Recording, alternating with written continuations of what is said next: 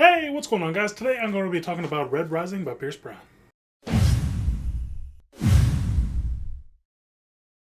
In the story, we follow Darrow, who's a helldiver on Mars, which basically means he operates one of the big drills that tunnel beneath the surface of Mars. They're trying to make it habitable for others to come and live on the surface. Being a helldiver is a very dangerous job on Mars. They are looked up to. They are very well respected in their villages. Darrow is a red in the society. It's a caste system that stretches from reds, which are at the bottom, to the golds, which are the pinnacle. They're on the top. They are the leaders of the society. Even though it is a tough life, Darrow is trying his best to make the lives of his wife, his family, and the entire village that he lives in better by working down in the mines. And everything is fine until one day Io shares with him her thoughts that she believes the Reds are being treated very poorly, that they are treated as slaves, and then things begin to change after that. Eventually, he adopts her ideals. And that's really all I'm going to say on the review portion of this. There is dark themes in this book. It deals quite a bit with death. There's a lot of murder in here, as well as it deals with rape. It is a adult book,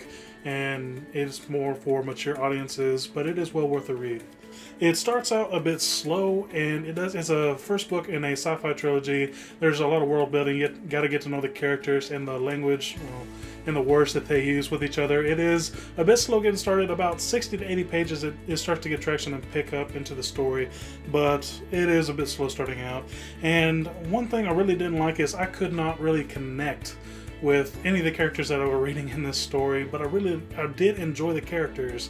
I just didn't have a real emotional link to any of them, with the exception of sometimes the things that Darrow said and did. I had a connection to him at points, but mostly the only character I really had a connection with was Pax and Severo. Pax because he was a big hulking dude and I was on his side the entire way, but yeah, I didn't really have any connection with the characters in the story. So from now until the end of the video, it's really going to be more of a discussion of things that happened in the book or my thoughts on the things I read.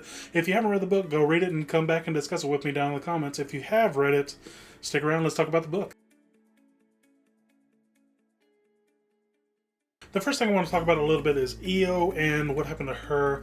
I knew there was going to have to be something that happened after she voiced her opinions, and Darrow still didn't want things to really change. He didn't want to venture out of this comfort. He didn't want to believe what she was saying, really. But there's had to be something that happened that pushed him over the edge and sent him on this path. And I didn't know what it was going to be. I thought it was going to happen to someone he loved. Maybe it was Io, maybe it was his mother.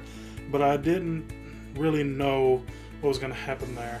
After there were mentions of his father and what happened to him, I thought it was going to be something public and something similar to that. I just didn't think it was going to end with her dying. I thought it was just going to be some sort of public punishment, but I didn't think it was going to end with her death. In this story, we have a great example of people not really knowing that they're slaves, not realizing that they are slaves, or not willing to admit that they're a slave. Darrow is a good example of that. A society of people conditioned to believe that what they are doing is for the better of the society, for the greater good. They are not willing to see what is happening to them and beyond their own situation. They're being controlled, and they remain content with sweating and breaking their backs so that people who believe themselves their betters can basically use them, and they stay subjugated in these invisible shackles. And like I said, Darrow is a great example of this. Even though he heard his wife's thoughts, he still didn't want to think that way.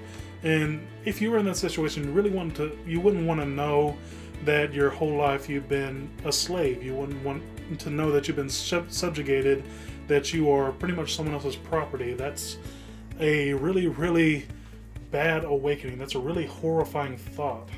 Kind of going along with that, there is sort of a recurring theme throughout this in this book. It happens at least twice. There's, I believe, a third kind of time. I just did not write it down and I can't remember where it was. But the first is the Laurel incident.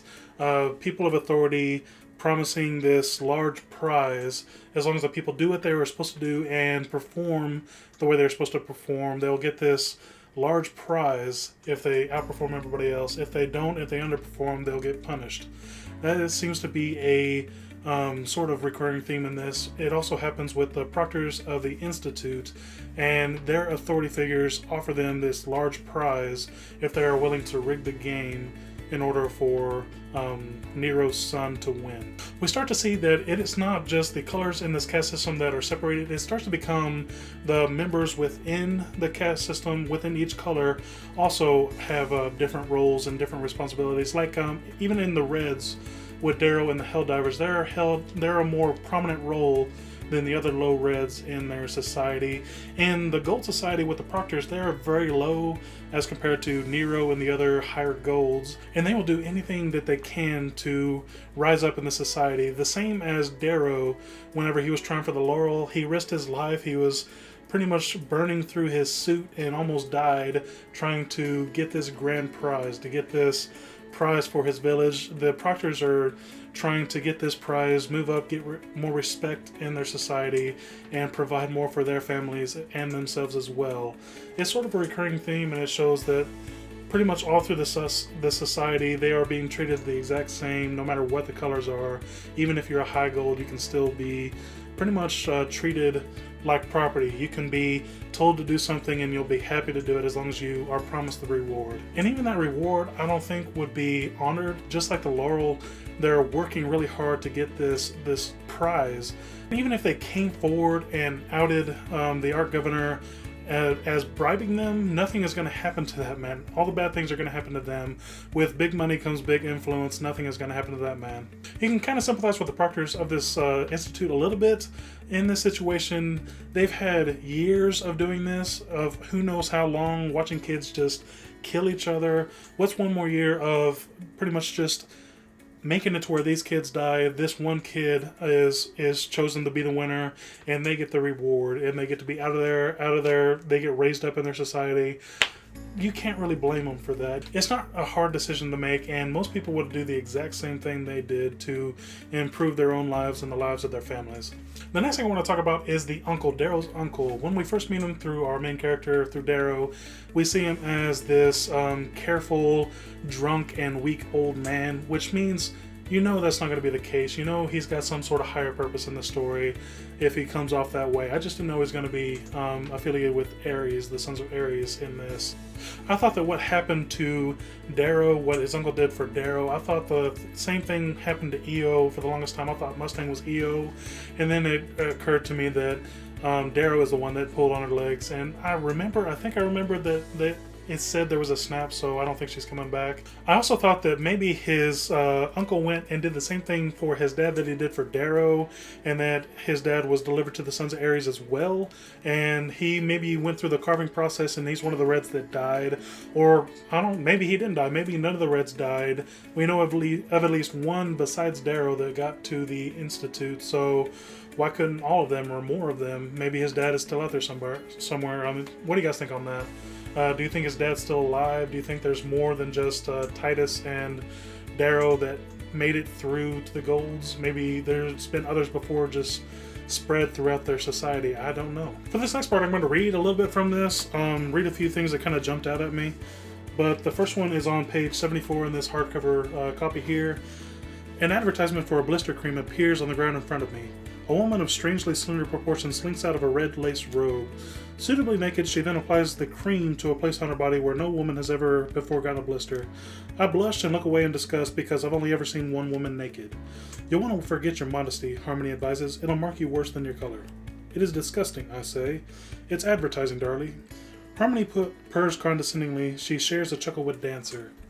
And with this, with the advertising that we have, I don't see it as being that far off, especially compared to, say, 10 or 15 years ago. The things that you saw on TV and in movies and radios, people would be shocked if they saw what we see today and hear today on the radio. So I see this as being very near in our future. Maybe there's going to be nude females and nude males advertising different products on public TV. I have no idea. We have become fairly desensitized to a lot of these things, and with a lot of the shows that we watch, a lot of the things that are displayed to us. I tried watching a movie over at my grandma's house one day, I remember this, and she had to leave the room because of the language that was being used. It didn't bother me at all. The things that were on the screen didn't bother me at all, but she could not handle it and she had to leave the room. The next two paragraphs I have are on Same page 74 and 75, and I could probably spend an entire very long video on just these two paragraphs, but I'm going to try to keep it short. Reds up here have to get paid, Dancer explains, when we are alone. Not much, but they're given money and enough treats to make them dependent. What money they have, they spend on goods they're made to think they need. Gold structure everything to make their own lives easier. They have shows produced to entertain and placate the masses. They give monies and handouts to make generations dependent on the 7th day of each new Earth month. They create goods to grant us a semblance of liberty. If violence is the gold sport, manipulation is their art form. Yes. I really do love that line right there. They give monies and handouts to make generations dependent on the 7th day of each new Earth month. People living paycheck to paycheck, especially now in this time in the country I live in the US, there's families, most families are living paycheck to paycheck because they buy all this stuff that's advertised to them that they do not need. Most people in their homes, half if not more than that of the things that they have, they simply just do not need. They're just told that that is what they should get. We're told to get, go to school, get jobs, and pay for all this stuff. We're supposed to buy. That's what we're told. But they're given enough money and enough treats to make them dependent. What money they have, they spend on goods they're made to think they need. I love these two paragraphs right here, and like I said, I can spend a very long time just simply talking about these two paragraphs right here.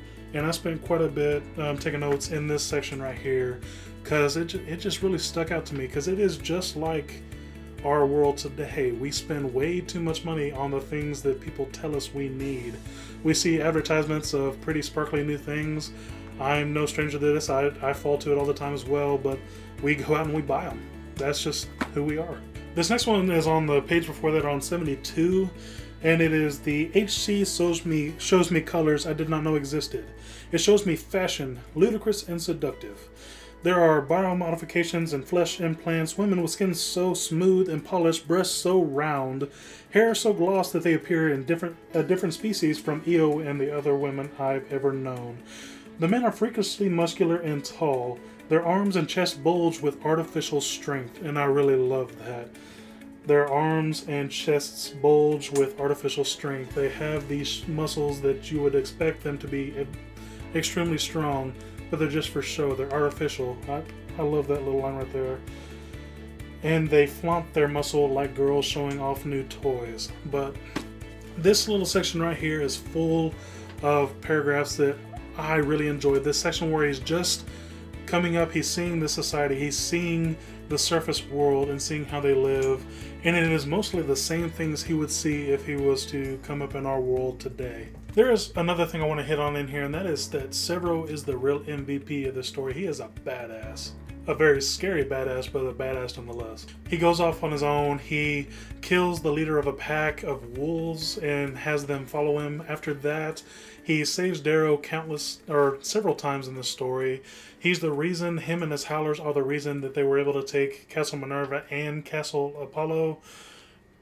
This story is Severo all the way. He is actually my favorite character in this, right behind Pax, but Severo is awesome. And he is loyal. He is loyal to Darrow. Even after he edited that video, he saw what Darrow said, he heard what Darrow said, he knows what it means, he still has he either knows or has suspicions about who Darrow is, what he is, and he still is friends with him, still talks with him. He deleted that portion of the footage. He's a boss. And that's going to be it for my discussion of Red Rising. I had a few more points I wanted to get to, but I am not a huge fan of long videos, and I have a feeling this is going to be long enough as is. Let me know down in the comments what you thought about what I said, whether you agreed, disagreed. Let me know if you want to talk about things that I didn't discuss in this book. Just let me know down in the comments below. Let's discuss it. As always, you guys are absolutely incredible. Thank you for watching, and I'll see you soon with a new video. Bye.